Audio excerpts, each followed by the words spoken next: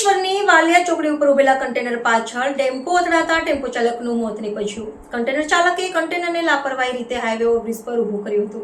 અંકલેશ્વર પાસેના national highway પર વાલિયા ચોકડી ઓવરબ્રિજ ઉપર બેદરકારી રીતે ઊભું કરેલ કન્ટેનર પાછળ ટેમ્પો અથડાતા ટેમ્પો ચાલકને ગંભીર ઇજાઓ પહોંચતા મોત નીપજ્યું હતું, જ્યારે કન્ટેનર ચાલક ફરાર થઈ ગયો હતો.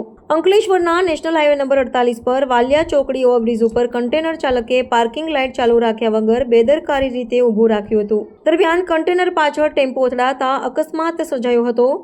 આ અકસ્માતમાં વડોદરાના ટેમ્પો ચાલક 29 વર્ષીય કુલદીપસિંહ પોનિયા સ્ટેરિંગ સાથે દબાઈ જતા ગંભીર ઇજાઓ પહોંચી હતી અને ભારે જહેમત બાદ તેમને કેબિનમાંથી બહાર કાઢ્યા હતા. જોકે ગંભીર ઇજાઓના કારણે તેમનું ઘટના સ્થળે જ કમકમાટીભર્યું મોત નીપજ્યું હતું.